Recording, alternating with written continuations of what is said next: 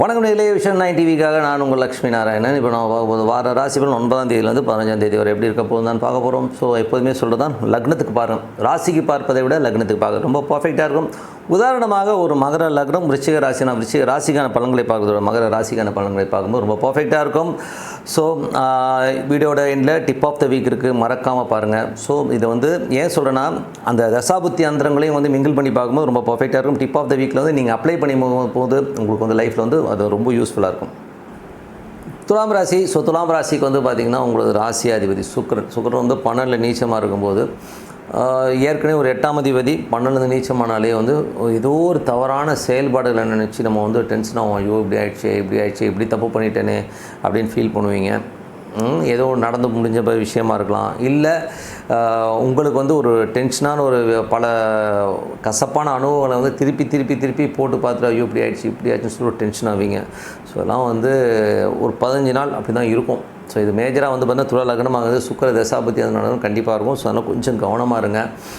அதுவும் வந்து பார்த்திங்கன்னா உங்களுக்கு வந்து தொழில் ரீதியான விஷயங்களில் வந்து ஒரு மனக்கசப்புகள் நிறைய ஏற்படுறதுக்கான வாய்ப்புகள் ரொம்ப கவனமாக இருக்கணும். தொழிலில் வந்து ரொம்ப கவனமாக போக வேண்டிய ஒரு காலகட்டங்கள். ஸோ அதுவும் வந்து பார்த்திங்கன்னா திங்கள் செவ்வாயில் வந்து ஏதாச்சும் வந்து நிதி நிலைமை சார்ந்த விஷயங்களோ ஏதோ ஒரு விஷயம் வாக்குவாத சம்மந்தமான விஷயங்களோ நமக்கு டென்ஷன் ஆகிறதுக்கான வாய்ப்புகளும் கொஞ்சம் கவனமாக இருந்துக்குங்க.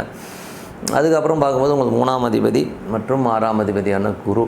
ஸோ 3 மற்றும் 6ஆம் அதிபதியான குரு வந்து பார்த்திங்கன்னா உங்களுக்கு 8ல் இருக்கும்போது வேலையில் ரொம்ப கவனம் தேவை. ஸோ வேலையில் வந்து ஏதாச்சும் தேவையில்லாத ஒரு ஸ்ட்ரெஸ்ஸையோ டென்ஷனையோ ஏற்படுத்துறதுக்கான வாய்ப்பு இருக்கிறனால ரொம்ப கவனமாக இருக்கணும். ஏன்னா அது வந்து நம்மளை வந்து ஒரு மன உளைச்சலை ஏற்படுத்தும். ஏன்னா 8ங்கிறது வந்து பார்த்திங்கன்னா உங்களுக்கு வந்து ஒரு தேவையில்லாத ஒரு டென்ஷனை கண்டிப்பாக ஏற்படுத்தும்.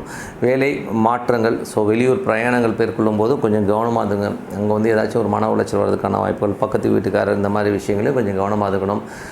கடன் பத்திரம், கடன் சம்மந்தமான விஷயங்களும் ரொம்ப கவனமாக இருக்கணும். தாய்மாமன் உறவுலையும் வந்து நமக்கு நிறைய ஒரு கருத்து வேறுபாடெலாம் வர்றதுக்கான வாய்ப்புனாலும் ரொம்ப கவனமாக இருக்கணும். ஸோ இந்த மாதிரி விஷயங்கள்லாம் கொஞ்சம் கவனமாக பார்த்துக்கிறது ரொம்ப நல்லது.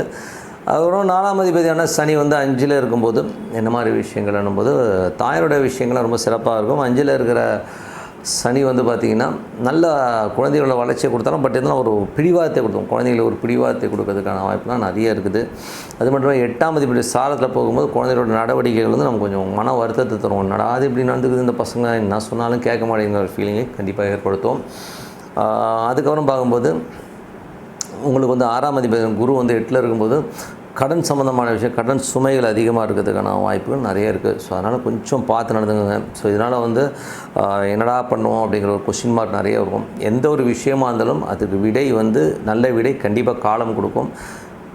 நம்ம ரொம்ப ஸ்ட்ரெஸ்ஸாகவோ டென்ஷனாகவோ ஒரு முடிவு எடுக்கும்போது அது கண்டிப்பாக தப்பான முடிவாக தான் இருக்கும். ஸோ அதனால் வந்து எந்த முடிவாக இருந்தாலும் கொஞ்சம் தள்ளி போட்டு பொறுமையாக நீங்களே ஒரு டைம் எடுத்துக்கோங்க. ஏன்னா உதாரணமாக சொல்ல போனோம்னா ஒரு இறப்பு நடக்குதுன்னு வச்சுக்கோமே, ரொம்ப க்ளோஸான ஒரு அம்மாவோ அப்பாவோ யாரோ நமக்கு ரொம்ப க்ளோஸானவங்க இறக்கும் பொழுது அப்போ என்ன ஆகுதுன்னா அதோட வேதனை, அவங்க இருக்கிற அந்த வேதனை வந்து பார்த்திங்கன்னா ஒரு சில பேருக்கு வந்து 1 மாதம் இருக்கும், 2 மாதம் இருக்கும், அப்புறம் 3 மாதம் 4 மாதம் ஆகும்போது அதில் நம்ம வெளியில் வரோம், கொஞ்சம் கொஞ்சமாக வெளியில் வந்து அதுதான் இயற்கை. ஸோ அந்த மாதிரி ஒரு பிரச்சனை அந்த மாதிரி தான். அந்த பிரச்சனையை வந்து ஃபஸ்ட்டு பூதாகரமாக இருக்கும், என்ன பண்ணுறது எப்படி வெளியில் வருவோமே தெரியாதுன்ற ஒரு லெவலில் இருக்கும்.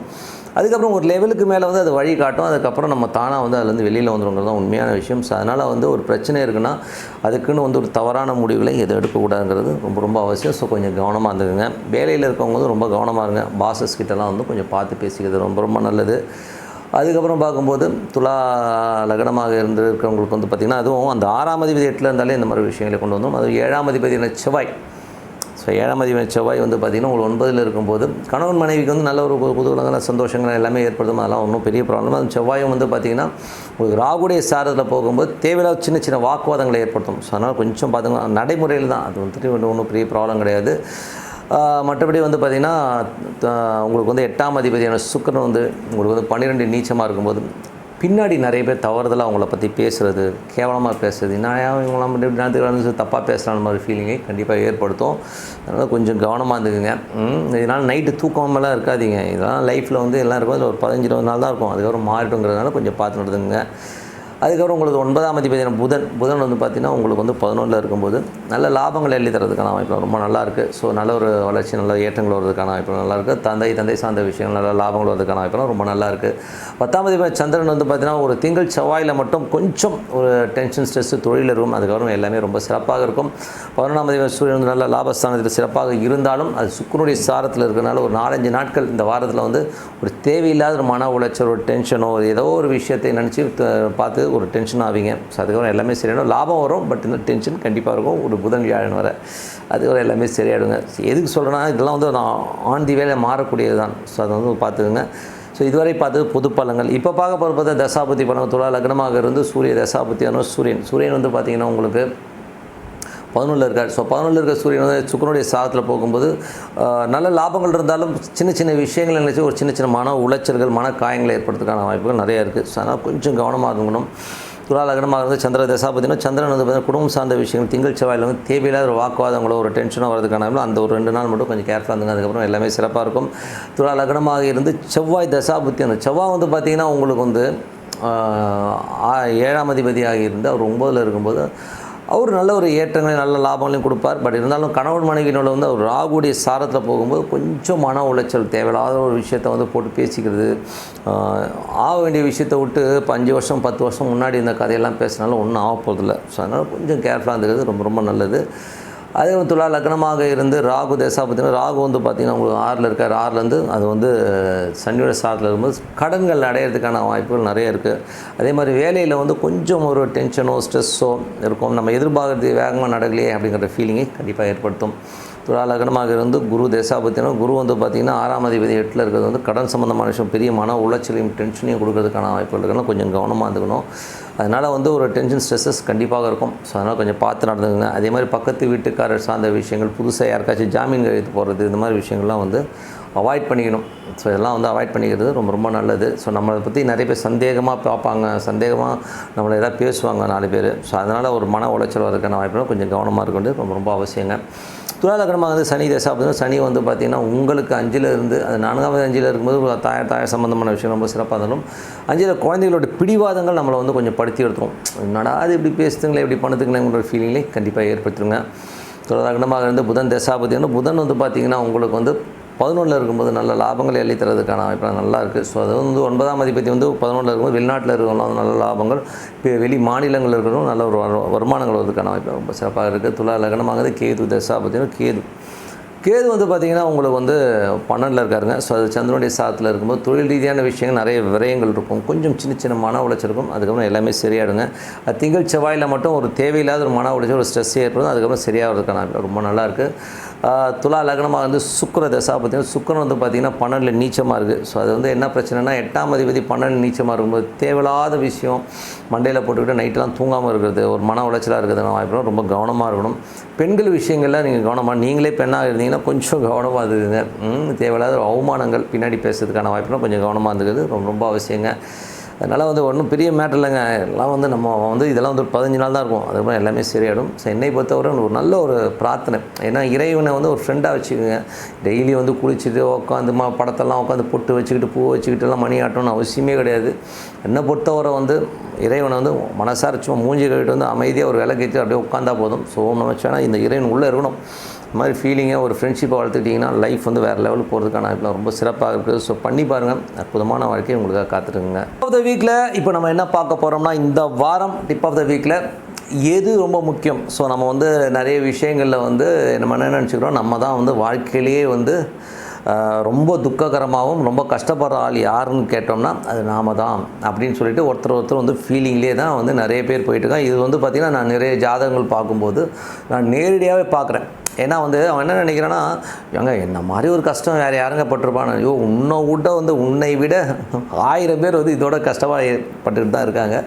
ஸோ சில பேருக்கு வந்து கஷ்டமே இல்லைன்னா கூட அந்த கஷ்டத்தை வந்து மண்டையில் போட்டுவிட்டு உழட்டிக்கிட்டு இருப்பாங்க. ஸோ இந்த மாதிரி விஷயங்களுக்கு என்ன பண்ணலாம் அதே மாதிரி வந்து நிறைய பேர் வந்து நெகட்டிவிட்டியில் வந்து நிறைய பேர் அப்படியே அதுக்குள்ளேயே மிங்கிளாகிருக்காங்க. நிறைய சீரியல்ஸ்லாம் நம்ம பார்க்கும்போதும் பார்க்குறோம், அதில் ஃபுல்லாகவே நெகட்டிவிட்டி தான். ஸோ அந்த ஒரு குடும்பம் வந்து இப்படி இருக்குது, அவனை இது பண்ணுறேன் இதை பண்ணுறேன், இதே தான் சீரியல்ஸில் இருக்குது. ஸோ மேக்ஸிமம் வந்து சீரியல்ஸ் அவாய்ட் பண்ணிவிடுங்க. ஏன்னா வந்து சீரியல்ஸில் வந்து நீங்கள் வந்து நெகட்டிவிட்டி தான் அதிகமாக இருக்கனால அதை அவாய்ட் பண்ணிட்டீங்கன்னா உங்கள் வந்து மூளை கொஞ்சம் நல்லாயிருக்கும், ஓப்பனாக சொல்லணும்னா. ஸோ இப்போ வந்து நான் சொல்ல போகிறது என்னென்னா, இந்த மாதிரி பிரச்சனைகள் நிஜமாகவே பிரச்சனை இருக்குது, நான் என்ன பண்ணுவேன்னு தெரியல, என் ஜாதகம் சரியில்லையா, நான் வந்து அவயோகத்திலே பிறந்துட்டேன்னா எனக்கு எதுவுமே நல்ல விஷயம் இருக்காதா அப்படின்லாம் வந்து நிறைய பேர் புலம்புறதே நம்ம கேட்டிருப்போம். சில பேர் வந்து என்ன பண்ணுவாங்க, நிறைய பரிகாரம் பண்ணணும், அதை பண்ணணும் இதை பண்ணணும்னு சொல்கிறாங்க. பட் எதுவுமே வேணாம் சார். என்னை பொறுத்தவரை உங்கள் யோகமோ அவயோகமோ வாழ்க்கை நல்லா இருக்கணும்னா இதை பண்ணுங்கள். வேறு ஒன்றும் இல்லைங்க. ஒரே ஒரு தெய்வம், அது என்ன தெய்வம் பிடிக்குதோ, ஸ்டெப் 1 ஓகேங்களா. நான் சொல்ல ஸ்டெப் 1 இதில் வந்து பார்த்திங்கன்னா எந்த தெய்வம் உங்களுக்கு ரொம்ப பிடிக்குமோ அந்த தெய்வத்தை மனதார பிரார்த்தனை. இப்போ ஒரு ஈஸ்வரன் பிடிக்குதுன்னா ஓம் நோச்சவனுக்கு மனசார வந்து பிரார்த்தனை பண்ணுங்கள், அது ரொம்ப நல்ல பலன்களை கொடுக்கும்.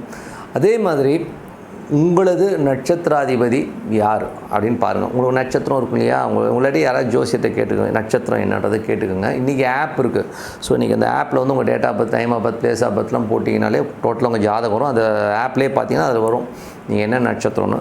ஸோ அந்த நட்சத்திராதிபதி யாருன்னு பார்த்துட்டு அந்த நட்சத்திராதிபதியான அந்த மூல மந்திரம் ஒன்று இருக்கும். ஸோ அது வந்து நீங்கள் வந்து படிக்கலாம். இது வந்து எங்கே கிடைக்கும் சார் இந்த மந்திரம்லாம் அப்படின்னா, ஒன்று கூகுளில் கிடைக்கும். சரி, நீங்கள் கூகுளில் போய்ட்டு இந்த நட்சத்திரத்துக்கான மந்திரம்னா டப்னு வரும். இல்லை யூடியூப்பில் போனால் ஏகப்பட்ட பேர் போட்டு வச்சுருக்கான். ஸோ அது வந்து நட்சத்திரத்துக்கான மந்திரங்களை டெய்லி வந்து படிக்கிறது ரொம்ப நல்லது. நம்பர் 1. நம்பர் 2 வந்து நீங்கள் ஒரு திதியில் பிறந்திருப்பீங்க, அந்த திதி அதிபதி யாருன்னு பாருங்கள். ஸோ அந்த திதிக்கான மந்திரங்களை டெய்லி உச்சாரணம் பண்ணுறது, திதிக்கான தேவதையை வழிபடுறது. ஸோ அது ரொம்ப நல்லாயிருக்கும். அதுக்கப்புறம் ஒரு நாம யோகத்தில் பிறந்திருப்பீங்க ஓகேங்களா. ஸோ அந்த நாம யோகமில் என்ன சாமி வராரோ அந்த சாமிக்கான நாம யோகம்னு இருக்குது. ஸோ நீங்கள் வந்து யோகத்தில் பார்த்திங்கன்னா ஏகப்பட்ட யோகம், யோகங்கள் வந்து சுகர்ம யோகம், அந்த யோகம் இந்த யோகம், நிறைய யோகங்களில் பிறப்போம். ஸோ அந்த என்ன யோகத்தில் நம்ம பிறந்தோமோ அந்த யோகத்துக்கான ஒரு மந்திரங்களை டெய்லி வழிபாடு பண்ணுறது ரொம்ப நல்லது. அதுக்கு அடுத்தது பார்த்திங்கன்னா கர்ணம். ஸோ நீங்கள் ஒரு கர்ணத்தில் பிறந்திருப்பீங்க. ஸோ அந்த கர்ணநாதன் யாரோ அந்த கர்ண தேவதையை நீங்கள் வந்து ஒரு மந்திரமாக வழிபாடு பண்ணுறது. ஸோ மொத்தம் வந்து இந்த 4. அதுக்கப்புறம் நீங்கள் என்ன கிழமையில் பிறந்தீங்கன்னு பாருங்கள். ஸோ அந்த கிழமை என்ன கிழமையோ அந்த கிழமைக்கான அதிபதியோ அந்த கிழமைக்கான மந்திரங்களை யூஸ் பண்ணும். இந்த 5 விஷயத்தை வந்து நீங்கள் டெய்லி ஃபாலோ பண்ணுங்கள். லைஃப்பில் நீங்கள் எவ்வளோ தான் பெரிய டிசாஸ்டராக இருந்தாலும் இது டெய்லி நீங்கள் ஃபாலோ பண்ணிங்கன்னா இந்த ரிலீஃபுங்கிறது பார்த்திங்கன்னா ஆட்டோமேட்டிக்காக வர ஆரம்பிக்கும். நீங்கள் வந்து ஒரு 3 மாதம் கண்டினியூ பண்ணுங்க. 90 நாளில் வந்து பார்த்திங்கன்னா உங்களுடைய பிரச்சனைகளுக்கு வந்து டோட்டலாக வந்து ஒரு ரிலீஃப் கிடைக்கும். எல்லா பிரச்சனைகளுக்கும் தீர்வு இந்த 5 விஷயத்தை நீங்கள் ஃபாலோ பண்ணிங்கனாலே போதும். இது வந்து நீங்கள் டெய்லி பண்ணிவிட்டு வாங்க, அப்புறம் பாருங்கள். ஸோ அது வந்து உங்களுக்கு வந்து வேறு லெவலில் வந்து உங்களோட வாழ்க்கையை மாற்றுங்கிறதும் உண்மையான விஷயம். இது வந்து ப்ரூவனுங்க. இது வந்து டே டு டே லைஃப்பில் ஃபாலோ பண்ணிட்டு வந்தவங்களுக்கு கண்டிப்பாக வந்து ஒரு பெரிய வெற்றி கண்டிப்பாக கிடச்சிருக்கு. ஸோ நான் சொன்ன மாதிரி பண்ணி பாருங்கள். உங்களோட நட்சத்திரம், உங்களோட திதி, உங்களோட யோகம், நட்சத்திரம், கிழமை. ஸோ இதெல்லாம் இந்த விஷயங்களை நீங்கள் வந்து ஃபாலோ பண்ணிட்டு வந்தீங்கனாலே ஒரு வேறு லெவலில் வந்து லைஃப் சேஞ்ச் ஓவர் ஆகும். ஸோ இதை பண்ணிட்டு வாங்க, சிறப்பான வாழ்க்கை உங்களுக்கு கிடைக்கும் சொல்லிட்டு உங்களை வந்து விடைபெறுவது உங்கள் லக்ஷ்மி நாராயணன். நன்றி, வணக்கம்.